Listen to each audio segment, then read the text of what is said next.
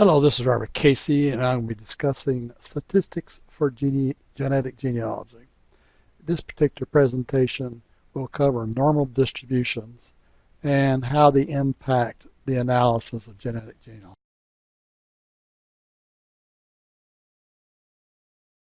So what is a normal distribution? It's any chart that resembles, or any curve that resembles a bell. And that's why we call it a bell curve. It's a little wider than the Liberty Bell because generally the tails on the bottom are not quite so small. To be a normal distribution, the shape of the curve must be symmetric. In other words, if you were to take the highest point on the curve, cut the piece of paper in half and fold it on top of each other, the lines should uh, overlap and trace each other. A bell curve has a bump in the middle, the top of the bell, and then on the sides uh, they taper off, and the very bottoms of the bell are called tails, both the left tail and the right tail.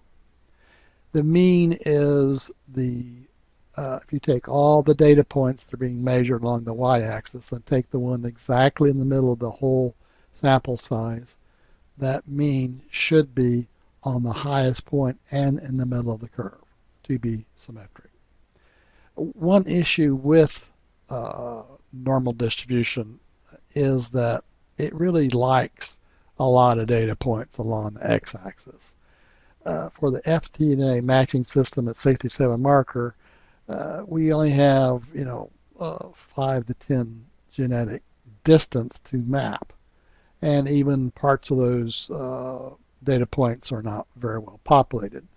So this only gives you, 5 to 7 data points, which is not very many data points.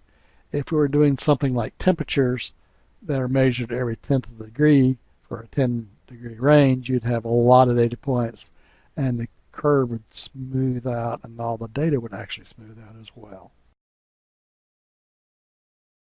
Most people are assuming that all our curves are normal distributions, and they produce all these reports on standard deviation and normal distributions and confidence intervals, but those all assume a normal distribution, and these calculations are not going to be accurate if the curves are not a normal distribution.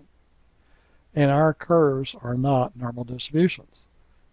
They have skewed data, skinny tails, and fat tails. Skewed data is if you find the highest point in the curve uh, and have more data on the right side or more area underneath the curve on the right side, that's skewed to the right. And so that's a very significant factor. It's not always real visually easy to see skewed data.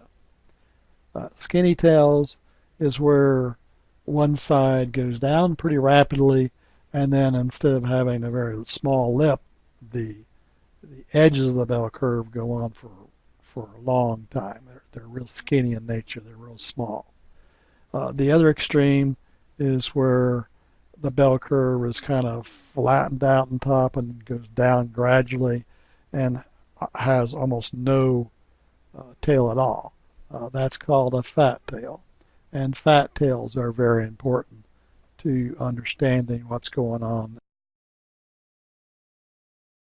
The family tree DNA matching system is based on SDRs and assumes a normal distribution, and it also the math supporting that requires large sample sizes which just aren't present in our surname clusters.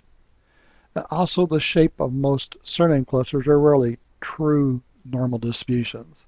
They have skews to the right and left and fat tails and skinny tails to cause variations in the accuracy of the math supporting the family tree DNA matching system. Surname clusters rarely have enough sample sizes for higher statistical accuracy because we just don't have enough data yet. Some are getting up to 50, which are, getting to be a reasonable size, but to have statistical accuracy, you really need 100 to 500 data points, since our x-axis is so small range of values. Since few surname clusters are a normal distribution, the normal standard deviation, the 95% confidence intervals, are just not as accurate as one would think they would be. Family tree also assumes that surname clusters are genetically isolated from each other.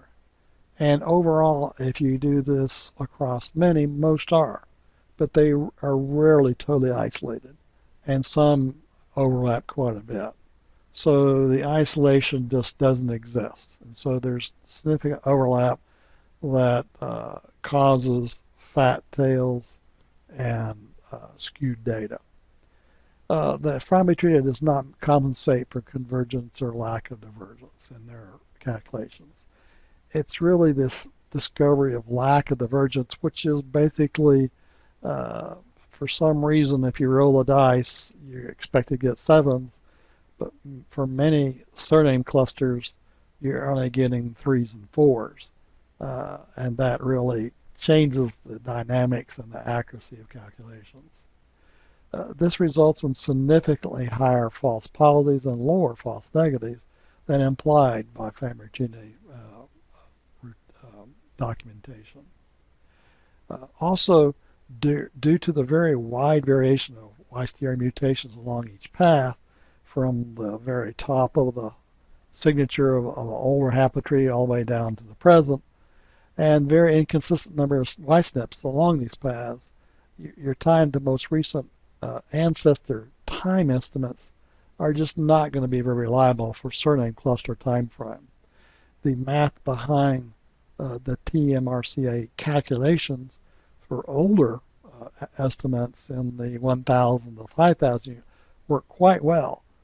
But once you get down into the more recent time frame of 1,000 to 500 years, there's just not enough sample size to make up for the statistical noise that's present. The first distribution that we're going to look at is a pretty normal distribution. It's an example of a curve of all values of CDYB across all of haplogroup R. This includes over 51,000 testers at 67 markers, and these are all not only tested but also predicted to be haplogroup R. So statistics are going to like this particular example because the sample size is very large. CDY has both the highest number of repeat patterns and the widest variation of marker values, and it also has the highest mutation rate.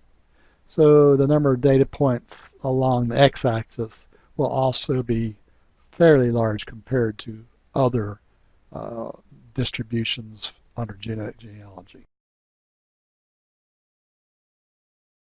When you first look at this distribution, it is quite a fairly normal bell curve on the bottom. You see gradually tails that look fairly normal. The only exception to this is at the top, it's awful pointy in the top. And this is because of the kind of data points we have along the x-axis. If we were doing temperatures in 1/10 of a degree, there'd be a lot more granularity, and the sharp top and the pretty abrupt changes in lines would be smoothed out into a curve. But unfortunately, there's only about an 8 marker range of the higher numbered of the ones with most quantities. So there's not just a whole bunch of points on the curve to create a smooth line. But even here, this curve appears pretty normal, but there are issues even here.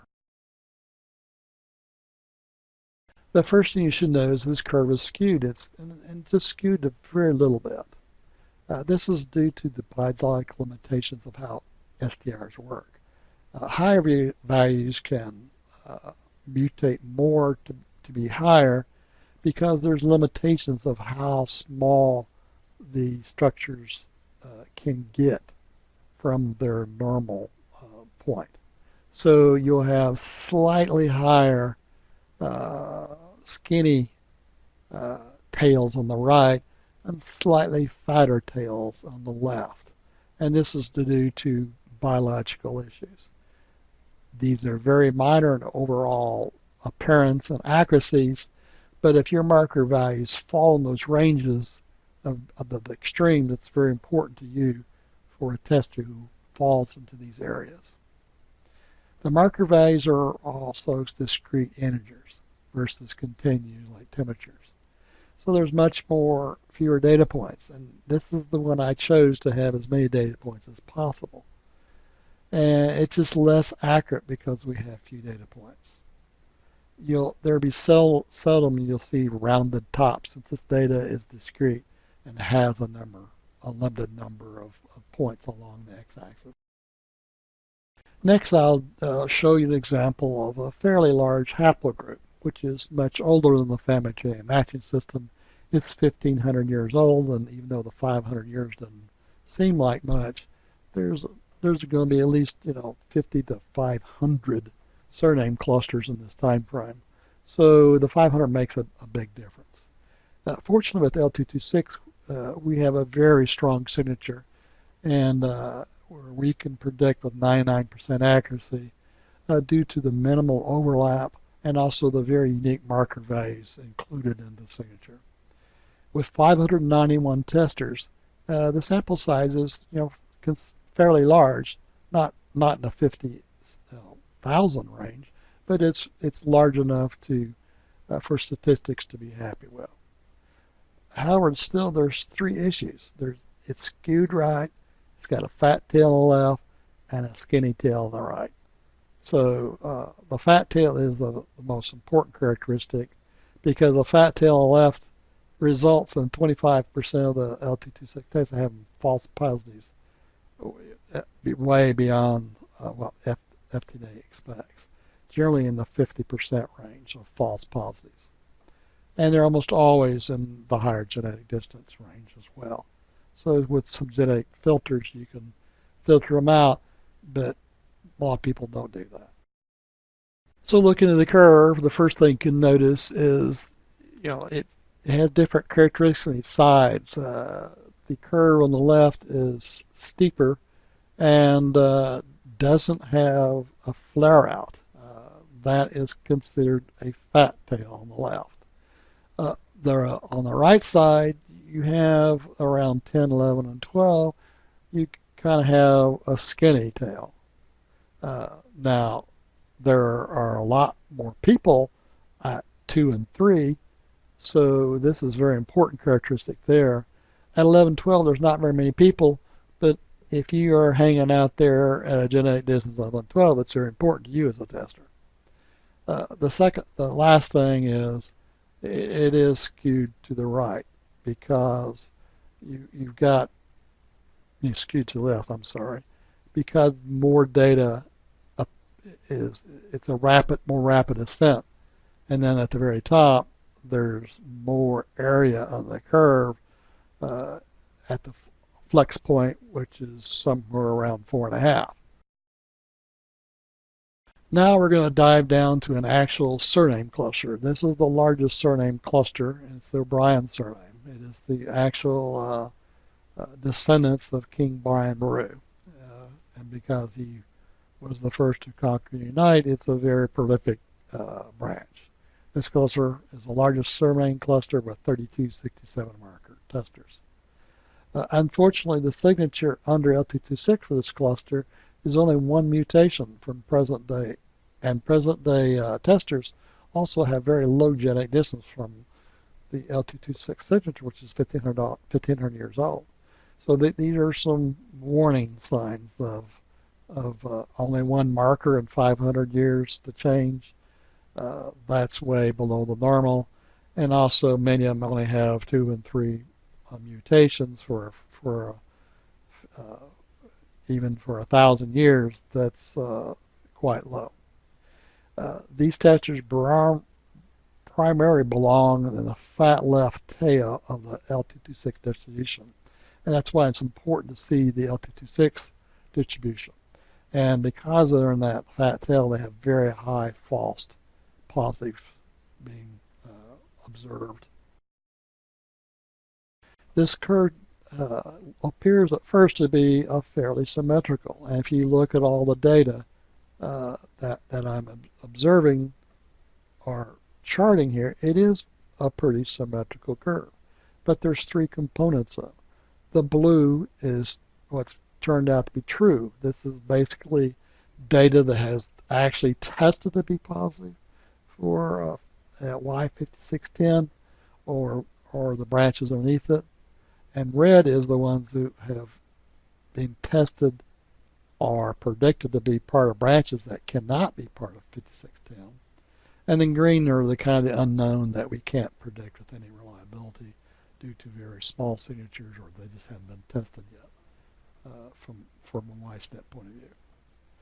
So we look at the FDNA matching system that says that at a genetic distance of 7, using CDY markers in this case, there's a 91.1 false positive rate, but only a 0.9% false negative rate. This is quite high. So this creates a lot of confusion for people who think that a lot of the matches at 3 and 4 really are matches when they really are not. So one of the points that's going to be given home by this is that the family tree DNA matching system is just not reliable. As we have done extensive testing and Y-SNP prediction, it's far better way of determining relatedness. 1 out of 6 people under I226 have been big Y tested. 1 out of 5 has had a comprehensive L226 only test, and 1 out of 10 have been extensively tested at Y sequence or family tree DNA. Via the signature based on prediction under L226, 82% of the 591 testers can be charted, either through testing results or prediction. For 25% of L226, the family tree matching system produces over 50% false positive. So by discarding everything but tested and predicted, you get more of a normal bell curve. So this kind of indicates that the testing, Y-SNP testing, and the prediction of very close matches is actually working because the bell curve, it gives some semblance of a bell curve.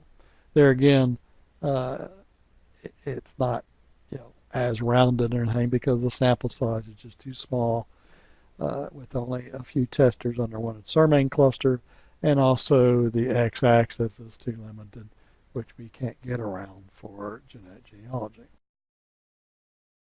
So I next looked at the Casey surname cluster, which is my cluster. This cluster is another large cluster, not near as large as O'Brien, but it has 1867 marker tester, which is pretty robust for a surname cluster. Fortunately, the signature for this cluster has 5 mutations. So the store is going to be much nicer because 5 mutations makes it more genetically isolated from other testers. The large signatures greatly reduce the false positives for low genetic distance, but not for higher genetic distance. The family tree DNA matching tool works reasonably well for genetically isolated branches with high genetic distance filters added, though. So in this curve is quite different. The bell curve for all 3 types of results are obviously skewed much more to the right, which is goodness because you want some isolation. And all the blue is very small amounts and kind of off to the left in this curve. But the false positives are still at 83% because if you look at 7 and 8, they're just a tremendous amount. I'm sorry, 6 and 7, there's just a tremendous amount of red, which are false positives. But if you do a little bit of a genetic distance filter, say less than or equal to 4, the false positives go from 83% to 5%, which is your 95% confidence interval that everybody is trying to claim. Now, when you only look at the tested and predicted, the curve gets a little more flaky. It's still a bell curve. But it's a lot skinnier, and also there's no tail on the right. So this kind of implies, because of this limited genetic distance range, that this particular grouping of people is probably much younger than 1,000 years, even though we have 18 testers. This is probably uh, only represents a small amount of this surname cluster. And indeed, we know this is true because all testers today, except for two, uh, are basically arrived in South Carolina around 270 years ago. So, because of that dominance of just two people that are outliers, this curve is not going to be a very good normal curve. So next I'm looking to see how pervasive this issue is. With looking at various posts, we know this issue is well, uh, even worse with M222 than is L226. It could be because M22 is 4 times larger. They're seeing the problem much more. That I really think this problem is more extensive in nature. So I looked at a couple other haplogroups and surname clusters. So I looked at the Gleason surname cluster, this is Maurice Gleason's cluster, and it also demonstrates a high false positive rate. There's a lack of divergence across many haplogroups and even surname cluster in this area. So unfortunately, this surname cluster really uh, is going to have trouble sorting things out without just doing substantially more YSEP testing to reveal the true connections between the various surname clusters and people within the surname clusters. There again, you have a fairly nice bell-shaped curve, and this time there's two parameters for what are true and false and unknown. In this case, um, the the the red is false, and these are only from actual tested, and the blue is from actual testing. There's a much larger unknown green because I just didn't have time to analyze and try to chart and do a lot of prediction for this particular. And it'd be hard to do because there's such overlap in this prediction. But the main point of this chart is there is still a 74.4% false positive percentage at a genetic distance filter of 3 will bring this down to 0%. So the main topic here is, yes, there's false positives in large amounts here again, but genetic filters can solve the problem. With only tested data shown, there is a nice symmetrical bell curve there. It may not look like one, but it's there again, it's too skinny. And then you have one outlier out there. This outlier is actually tested, not predicted. So this is definitely a skinny tail in the works. Uh, but if you look at the tight cluster between almost all but one is between genetic differences of 2 and 4, which again imply that this is more recent than a surname cluster because of the small range of genetic distance between all the testers to date.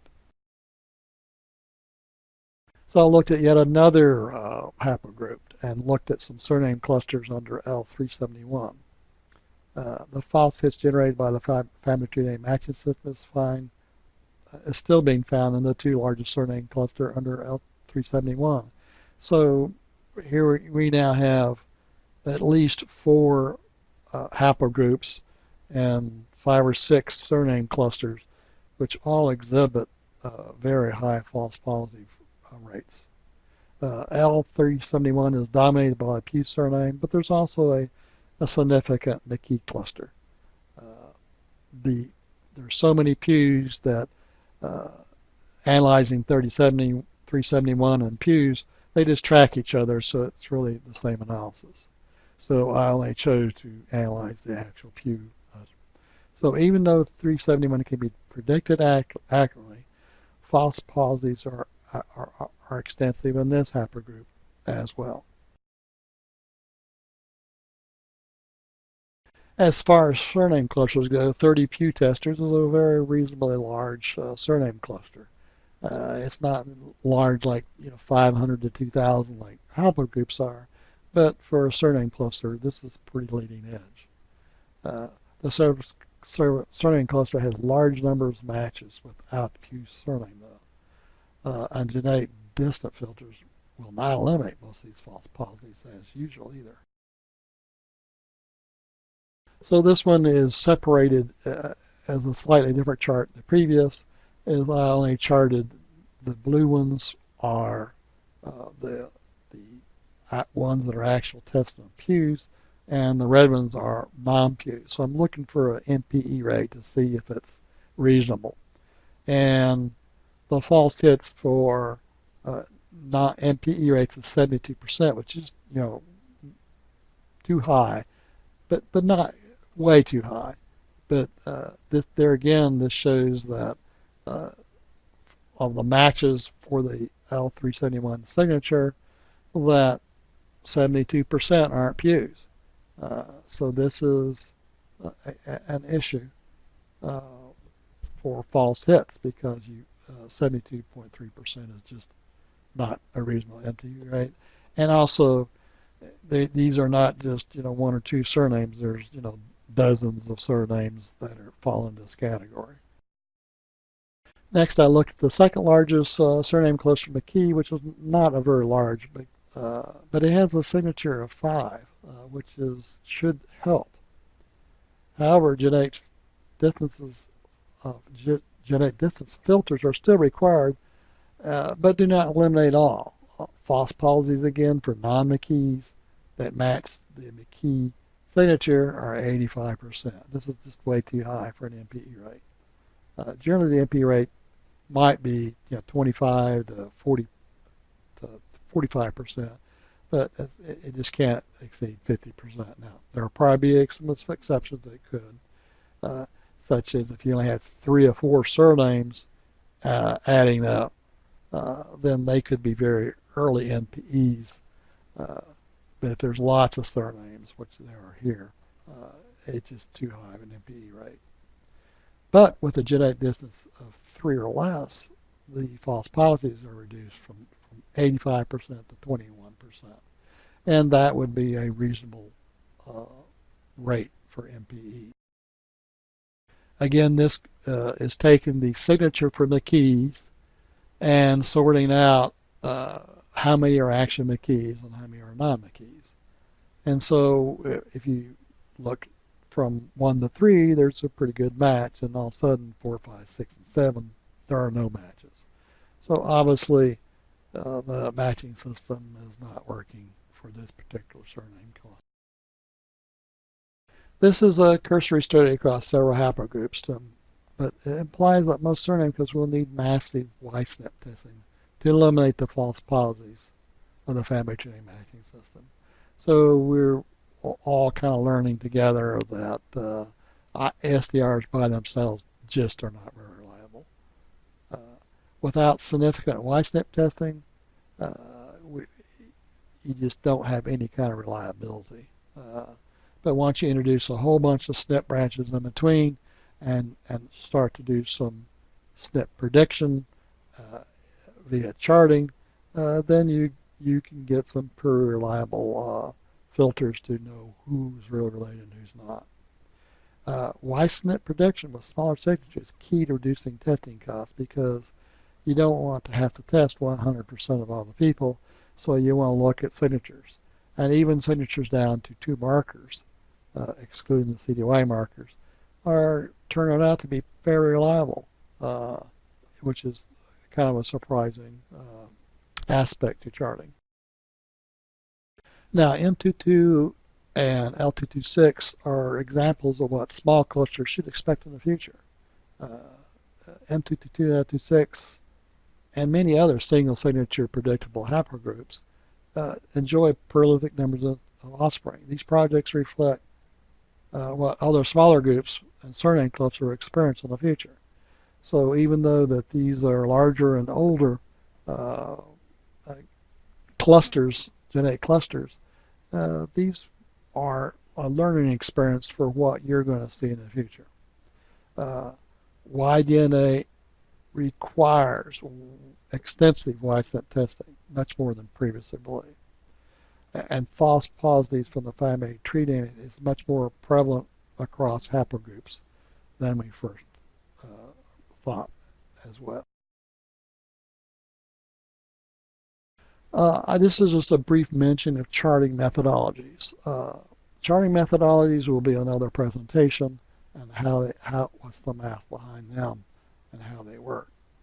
But to give you a high-level overview, most charting technologies assume that mutations have equal probabilities, which generates significant errors because that's just not correct.